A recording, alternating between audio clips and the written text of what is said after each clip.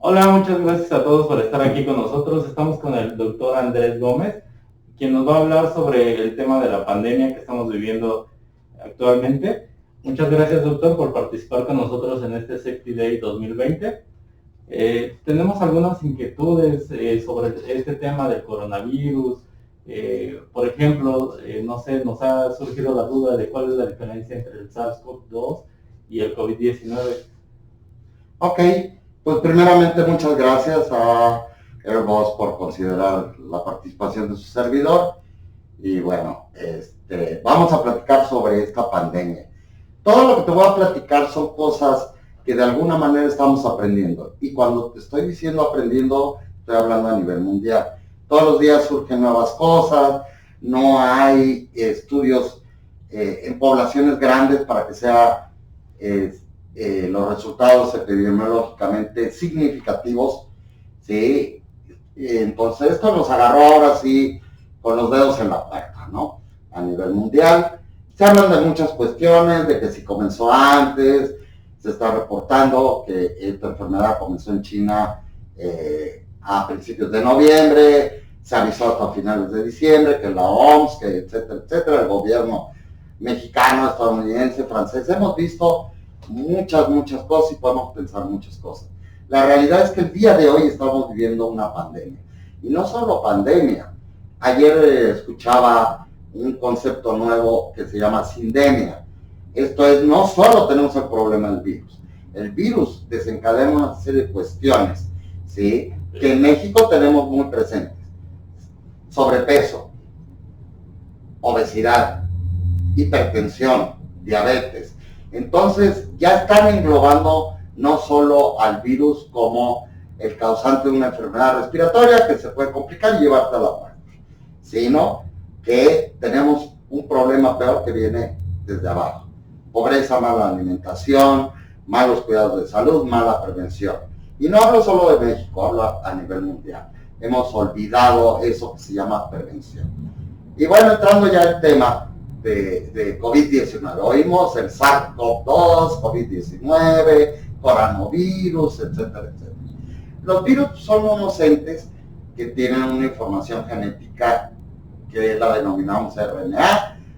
Muchos dicen que tiene vida, otros no, ¿sí? Y una capa de grasas que recubre esta información, y lo que hace el virus es infectar las células, inyectar este material genético a las células del cuerpo y el cuerpo se encarga de replicar el virus. Llega un momento en que es tanto el virus dentro de una célula que explota y bueno, eso es al final una infección de tipo viral.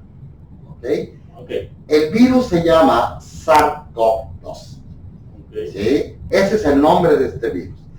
Ya anteriormente, si recordamos, en China hace algunos años hubo un síndrome también respiratorio bastante importante que no se convirtió en pandemia, ¿sí? Y es igual de la misma familia que este virus que nos está atacando el día de hoy y se llama, o su nombre es SARS-CoV-1.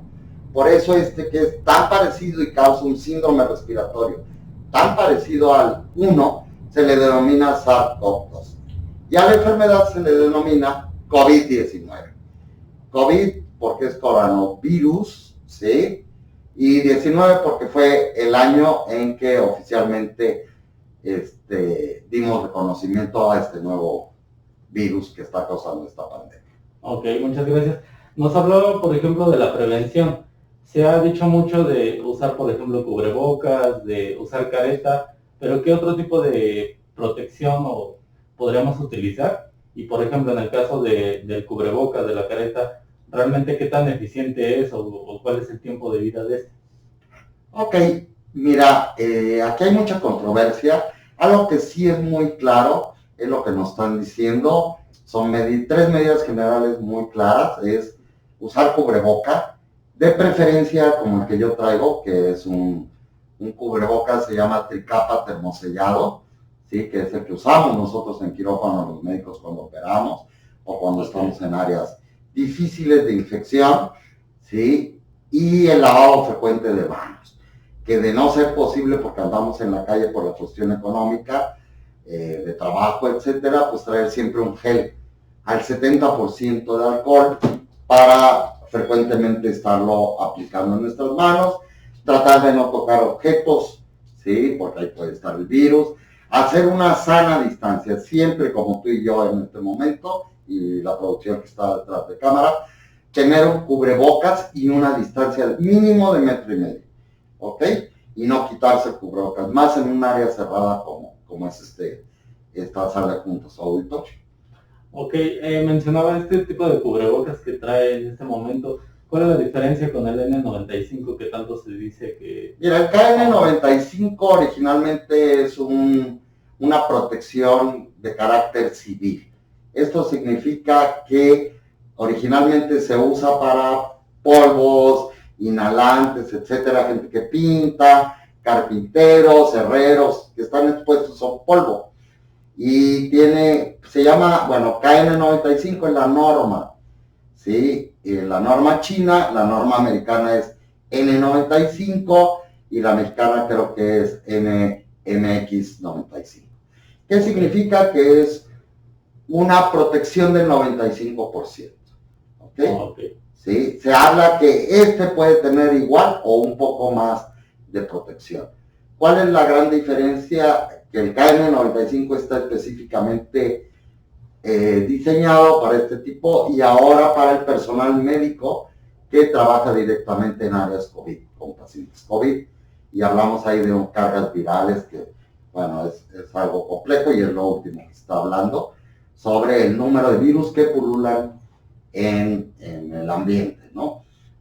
Debemos dejar estos KN95 para personal médico o personal o familiares que tengan en casa un paciente con COVID, ¿sí? Positivo. Este es el más adecuado, o como el que tú traes, o como hay muchos, ¿no? En el mercado.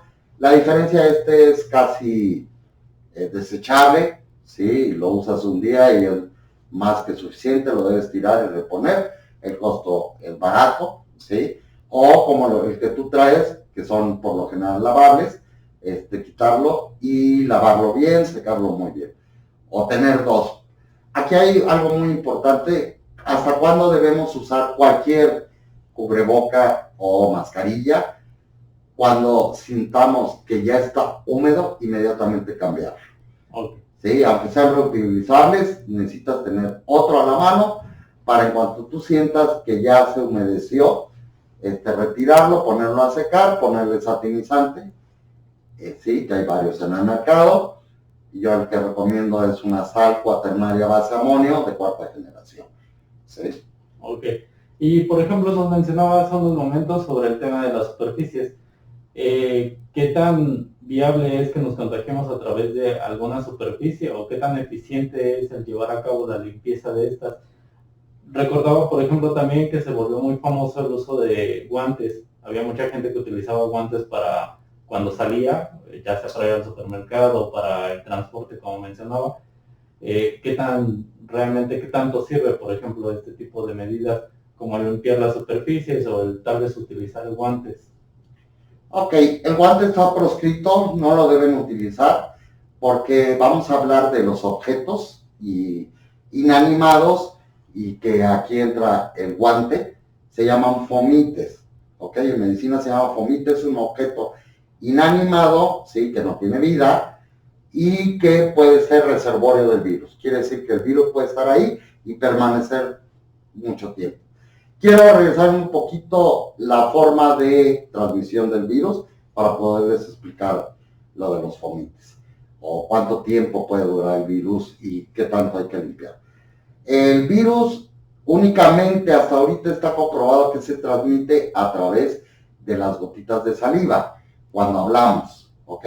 No sé, alguna vez nos ha tocado que estamos platicando con alguien sin cubreboca y nos da la luz del sol y vemos esas pequeñas burbujitas o gotitas que van volando y se van esparciendo. Esas son las únicas que contienen el virus de la persona que tiene la enfermedad en ese momento y lo puede transmitir. Por eso el cubreboca, tanto de ambos, yo al hablar, ahorita todas esas gotitas se están quedando en mi cubrebocas, igual en el tuyo, entonces se queda ahí y no te transmito.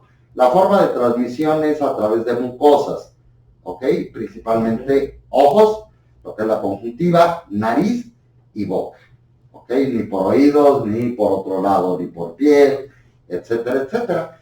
Entonces, por eso estas gotitas se llaman gotas de flu, ¿ok?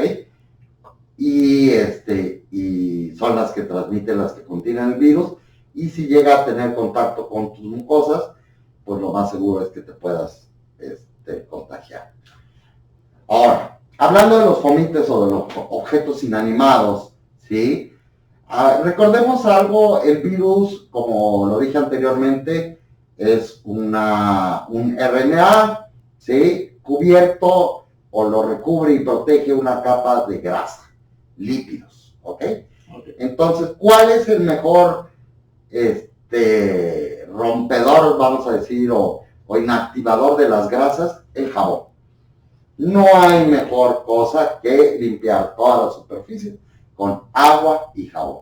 El jabón rompe las cadenas de grasa y la inactiva. Obviamente, si el virus tiene una capa de grasa, que es la que lo protege, en el momento que entra en contacto con el jabón, esta capa se rompe y el virus muere inmediatamente.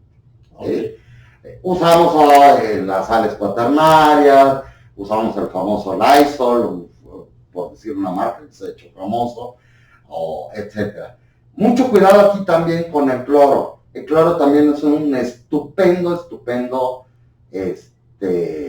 desinfectante, ¿sí? Pero ante la psicosis, esa falta de información, etcétera, la gente abusa del cloro, ¿ok?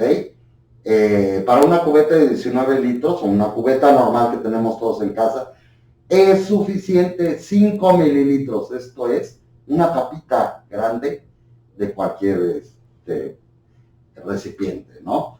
No más. Con eso logramos la concentración perfecta sin los efectos secundarios. Ya me ha tocado 2, 3 pacientes que he tenido que ver porque les falta el aire, porque ya están muriendo y resulta que le echaron a una cubeta le echaron medio litro de cloro. Obviamente el cloro, al entrar en contacto con el oxígeno, empieza su reacción y se vaporiza y llega a nuestras mucosas e irrita nuestras mucosas, y hasta podemos una intoxicación y un colapso pulmonar por inhalar los gases del cloro al oxidarse. Ok, y por ejemplo, ¿cuál es la eficiencia del alcohol diluido en agua o el gel antibacterial? No, el alcohol no se debe diluir, solo se aplica en el gel, ¿sí? Al 70% para tener esa efectividad, solo en gel. El alcohol, si lo vas a aplicar, siempre se aplica al 100%, sin diluirlo, ¿sí? Y ojo, muy importante, el alcohol siempre que se pone, cuando te pone una inyección que en la piel te ponen toronga alcoholada, y para poder aplicar la inyección, siempre hay que esperar a que evapore. ¿Qué es lo que hace con las células el alcohol? Las explota, les roba todo el agua que tiene la célula, entonces ¿cómo se llama? Las chupa, como quien dice, ¿sí? Para decirlo coloquialmente, y muere la bacteria. Y no está tan indicado en cuestiones virales, pero también nos sirve. Ok, y por ejemplo nos mencionaba el tema de las gotitas que se expulsan al estar hablando. ¿Qué tipos de contacto o qué tan probable es contagiarse de otra persona si se tiene la sospecha o si se tiene confirmado que ésta ha contraído el COVID-19? Ok, si no traemos cubreboca, obviamente estamos en lugares cerrados. Mi experiencia es del 40%. Yo he visto muchas familias que hemos también perdido esa dimensión de que ya tantos meses de encierro, aislamiento, pero fue cumpleaños del abuelito. ¿Cómo no le vamos a hacer un pastel? ¿No? Y son reuniones de 20, 30 agentes, y en mi experiencia, en mi microuniverso de pacientes, el 40%, si hubo alguien positivo en esa reunión, obviamente se quita cubrebocas para comer, para festejar, etcétera, el 40% resulta después positivo. Okay. Y aquí tenemos dos vertientes, déjame contarte, que es, ¿cuál es el problema o gran diferencia, por ejemplo, con la influenza? La influenza igual más o menos tiene el mismo tipo de contagio, es una enfermedad respiratoria, etcétera, etcétera. Pero el paciente con la influenza se siente de un momento a otro morir. Yo tengo un algoritmo un poco chistoso que usaba, porque ya no lo puedo usar, por obvias razones de esta pandemia, que era, sientes que te machucó, sientes que te machucó un tren, y si es sí, te machucó un tren, si es no, es influenza. El paciente es repentino, se siente muy, muy mal. Hay un antiviral, ¿sí?, que a la segunda toma ataca y el paciente de veras siente una mejoría al 100% después de la segunda toma. Ahora la complejidad es que este nuevo virus pues, nos está más o menos causando lo mismo. Por eso la importancia en este momento de la vacunación contra la influenza, porque ya tenemos una vacuna que cada año se renueva y sale con la cepa del año anterior, porque va a estar muy difícil ahora hacer ese diagnóstico diferencial entre influenza y COVID-19.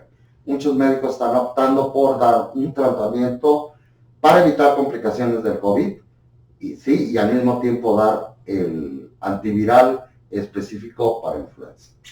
Ok, y por ejemplo, tenemos algunas inquietudes de nuestros compañeros que hablan sobre el tema del contacto en el aspecto laboral. Por ejemplo, aquí tenemos muchos compañeros que trabajan en un taller dando mantenimiento de aeronaves, por lo cual a veces es difícil o complicado mantener una sana distancia debido a la posición en la que se encuentran cada uno de ellos, así como compartir el uso de herramientas o superficies de las cuales tienen que hacer uso. ¿Qué tan probable es que ellos sufran de algún contagio si alguno de sus compañeros estuviese confirmado o pareciera tener COVID-19? Si no podemos guardar esa sana distancia, que en el caso de tu servidor como médico no lo puedo hacer cuando voy a ver un paciente, es la persona con cubreboca, ¿sí?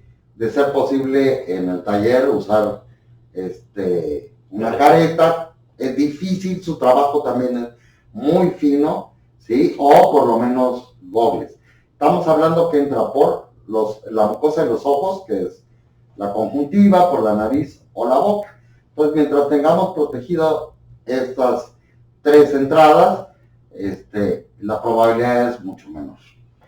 Y obviamente igual regresamos a lo mismo, gel antibacterial o lavado frecuente de manos. Ok, ahora se dice mucho de que en algún momento todos nos vamos a contagiar. Por ejemplo, yo veía algún documental donde hablaban de que para evitar que todos nos contagiáramos en algún momento, el 100% de la población, tenía que haber una especie de inmunidad colectiva, le llamaban. Que esto es... Inmunidad de rebaño. De rebaño. Que esto es que el 60% de la población o se contagiara o estuviese vacunado. ¿Qué tan cierto es que tal vez todos lleguemos a contagiarnos o a tener COVID-19? Ok, mientras no haya una vacuna eficaz, y de todos modos, aunque salga esta vacuna y se empiece a aplicar, la vacuna que están postulando para diciembre, tanto en Estados Unidos como en México, para que empiece a vacunarse en enero, ya están los trámites en COFEPRIS y en la FDA. En Estados Unidos es una vacuna muy complicada, de manejo muy, muy complicado, que necesita 2 dosis, etcétera, etcétera. A pesar de que empezáramos una campaña masiva, todavía todo el 2021 vamos a tener que estar protegidos y con todas estas medidas hasta el momento. ¿Qué apostaron mientras no hay una vacuna y qué apostaron muchos de los gobiernos, incluyendo el nuestro? Es eso precisamente, que se llama inmunidad de rebaño. Quiere decir que mientras el 60 o 70% de la población se infecte, ahí se para el virus. ¿Qué es lo que pasa?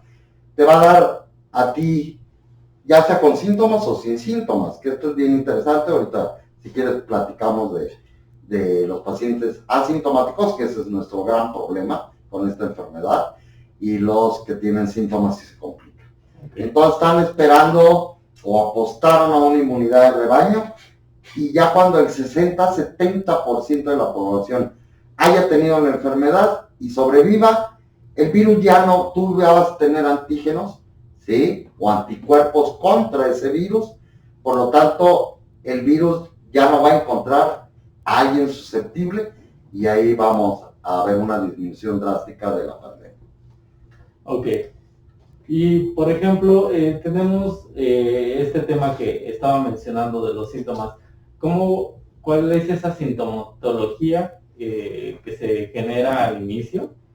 Y la forma en que podemos darnos cuenta, ¿no? que estamos enfermos. Si me permites, voy a leer.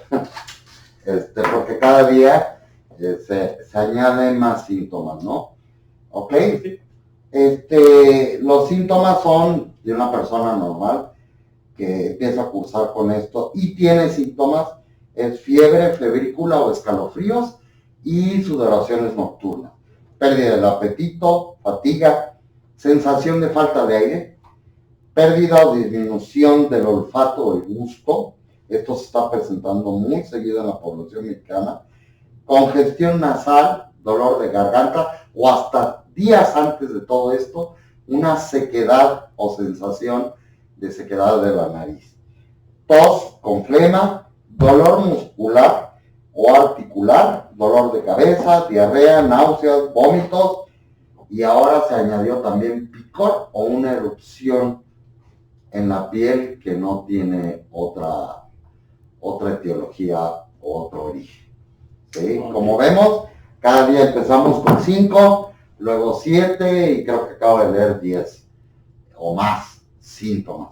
Ahora sí que el personal de salud y los familiares y nosotros como responsables de nuestra salud ante cualquier síntoma, la mejor recomendación es aislarte y que te vea tu médico hasta que se compruebe o se descarte la enfermedad llamada COVID-19.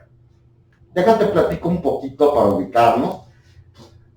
Hablábamos de síntomas y asintomáticos. Esta enfermedad es una enfermedad que da en las vías respiratorias y se instala el día 1 hasta el día 14. El día 1 estamos diciendo que tenemos contacto y nos infectamos con alguien positivo. Más o menos el día 5 empezamos con síntomas y esto termina el día 14, que si no hay ninguna complicación, que son las que te llevan a la muerte, la puedes pasar mal, puedes saturar poco oxígeno o abajo de Ciudad de México por la altura abajo del 92%, tener fiebre, etcétera, etcétera, pero si no se complica, el día 14 ya empieza a recuperar el olfato, ya no da temperatura, etcétera, etcétera, y quiere decir que ya superaste la enfermedad y ya no eres contagioso. Okay. ¿Qué problema tenemos? Que si te dan síntomas, lo primero que todo el mundo está pensando el día de hoy, si tiene cualquiera de estos síntomas, es tengo COVID. Y la gente responsable se aísla y acude a un médico o a hacerse la prueba. ¿Cuál es el problema? Que este virus, platicábamos de influenza, que se sienten mal, no hay de otra, ¿sí? Se sienten morir. Aquí hay pacientes que no tienen ni siquiera un síntoma y empiezan a desarrollar la enfermedad, llega el virus, empieza a replicar en vías respiratorias, puede bajar a pulmón, replicarse, causar ciertos trastornos sin ningún síntoma, ¿sí? O está también la gente que tiene hipoxia, que esto es bien importante. Ahora, antes decíamos, necesitamos un termómetro en casa siempre. Ahora es termómetro y oxímetro. Siempre hay que estar al pendiente de la temperatura y de la oxigenación. Abajo de 92 en Ciudad de México ya es alarmante, ya hay que inmediatamente acudir al médico o a una sala de urgencias, porque lo más seguro es que pueda ser COVID y tratar de evitar las complicaciones. El día de hoy tu servidor, son muchos pacientes, perdí la cuenta, yo sigo viendo pacientes a domicilio con COVID y lo que hacemos es un tratamiento. El que te diga el día de hoy que cura el COVID, te está mintiendo, es un charlatán. ¿Qué es lo que estamos haciendo los médicos a nivel mundial? Es dando medicamentos, primero controlando lo que hablábamos, las coenfermedades que pueden agravar esta infección, que es hipertensión, diabetes, sobrepeso, obesidad, etcétera, ¿no? Y lo que hacemos es dar tratamiento para evitar que se complique. Porque si se llega a complicar, esto es neumonitis, se inflama todo el pulmón, ya no respiras, al inflamarse todo el pulmón, entra una serie de mecanismos que lo que hacen es desencadenar una coagulación. Ya cuando llegas a esta etapa, que se llama coagulación intravascular diseminada, es la muerte. Entonces los tratamientos hasta el día de hoy son para evitar las complicaciones, que pases estos 14 días, que es el ciclo natural de la enfermedad, y librarla sin llegar a un hospital, a intubar o a la muerte. Ok. Y por ejemplo, sobre este tipo de complicaciones que menciona, ¿habrá algún otro tipo de daños, no sé, me refiero a otro tipo de órganos, aparte de pues, lo que se conoce, ¿no? Que son los pulmones o los bronquios? Ese es el problema ahorita, precisamente, que nos estamos enfrentando ya después de estos largos 11 meses, ¿sí? Que llevamos con esta pandemia, es las secuelas, ¿sí? Hay secuelas, casi todos quedan con un problema pulmonar que se llama fibrosis. Esto se saca con medicamentos, pero hay que estar muy al cuidado, aunque no lo hayas pasado tan mal o no se haya complicado, siempre hacer un seguimiento. Fibrosis pulmonar, problemas de corazón, ¿sí? Okay. Y por ahí estaban postulando renales y neurológicos. Entonces sí es bien importante que aunque hayan concluido estos 14 días, no se haya complicado, sí darle un seguimiento médico para ver qué tipo de secuelas. Apenas son 11 meses, que es poco tiempo para saber hasta dónde nos puede llevar. En mi experiencia, la fibrosis pulmonar y problemas pulmonares, así como el decaimiento, etcétera, puede durar hasta 21 días. Ok. Y por ejemplo, ¿qué tan probable es que tengamos algún problema neurológico? Mencionaba esa parte. No, todavía no hay estudios. Mira, todos los estudios que hay a nivel mundial, de lo que sea, digo, con respecto a COVID, son estudios que se han realizado en 100, 120, 150 pacientes, ¿sí? Y no hay un doble ciego, etcétera, etcétera, una serie de condiciones. Por lo tanto, en porcentajes no podemos hablar, no hay estudios que son hasta el momento epidemiológicamente significativos. Aparte, si tú realizas un estudio en un núcleo de población, ¿sí? Llegas a unas conclusiones y estas te las tienen que validar en otro país, otro equipo médico, para poder decir y aseverar qué tal porcentaje, etcétera. Los porcentajes que yo te manejo en este momento son los de mi práctica y los que yo leo de mis compañeros. Estoy en un blog de médicos latinoamericanos y ahí vamos poniendo, oigan, esto me está sirviendo, ¿qué les parece esto? ¿Cómo lo está manejando en Uruguay, en Argentina, etcétera, etcétera? Y ahí vamos concluyendo. Entonces, hablar de porcentajes y aseverar algo hasta el momento de COVID-19 nadie te lo puede dar. Ok, es muy interesante esto que mencionaba sobre la información que ha podido intercambiar con sus colegas. ¿Cómo usted ve la situación que se presenta actualmente en México a partir de esta pandemia, a diferencia de otros países? Bueno, ya estamos en quinto lugar de mal manejo. Bueno, no, quinto lugar ya en muertes por 100,000.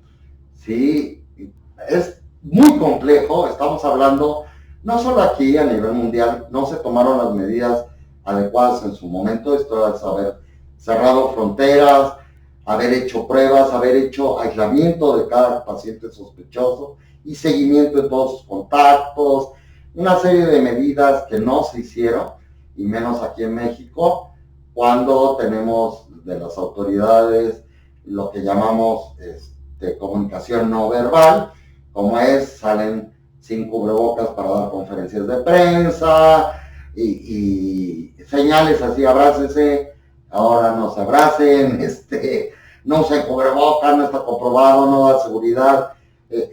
Todas las señales o la comunicación del gobierno ha sido muy equivocada desde mi punto de vista. Y te puedo decir porque hace 11 años, que fue la pandemia de influenza, que México fue el país cero, esto quiere decir aquí fue el primer caso detectado, las medidas fueron muy drásticas, tú estás muy joven, no creo que te acuerdes, pero los que ya tendremos entre 40 y 50, yo creo que sí se acuerdan, o 30, se cerraron fronteras, no había vuelos, se cerró todo, no había chamba, no había cine, no había nada. Esto duró, no me acuerdo bien si 15, 20 días.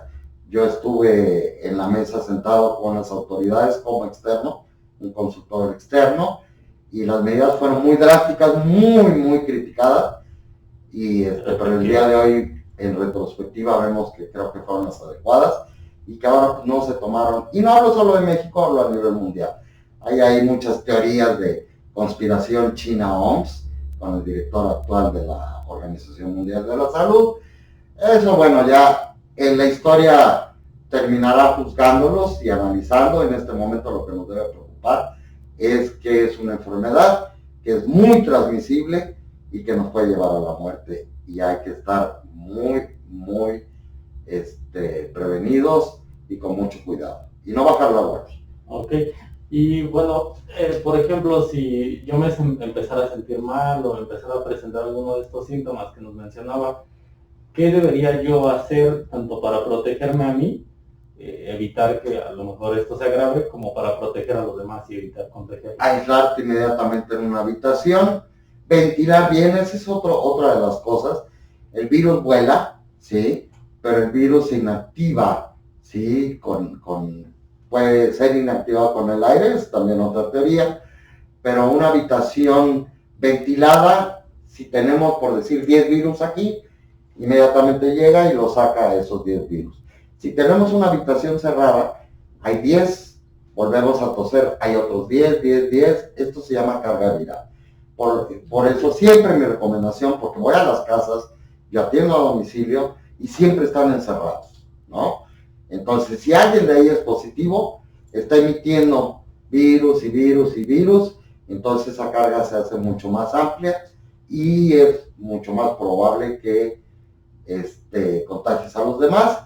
Entonces, ventilar bien tu domicilio o el lugar donde estés, aislarte, ¿sí? Y si tienes contacto con alguien, que sea a 2 metros y los dos con cubreboca en caso de requerir asistencia, ¿no? Hablábamos de los guantes, si hay que manipular al paciente, se usan guantes, pero inmediatamente se desechan después de manipular al paciente o positivo a COVID. Por eso, no es recomendable que lo usen en la calle, porque tocan el barandal, tocamos la puerta del carro, o tocamos el tubo del transporte público, y lo único que estamos haciendo es, ¿qué hacemos con ese guante? Recoger virus, y en una de esas nos descuidamos, nos da comezón, o nos acomodamos el cubreboca, y ese fomite, o ese objeto inanimado que es el guante, pues tiene muchos virus. Los guantes déjenlo para el personal de salud, se toca al paciente, o si alguien te está asistiendo en tu casa, se lo quita en ese momento y se tira en una bolsa, por favor, sellado o amarrado. Ok. Pues ya nada más para terminar, algunas palabras que guste dar o dirigir a nuestros compañeros que están aquí viéndolo.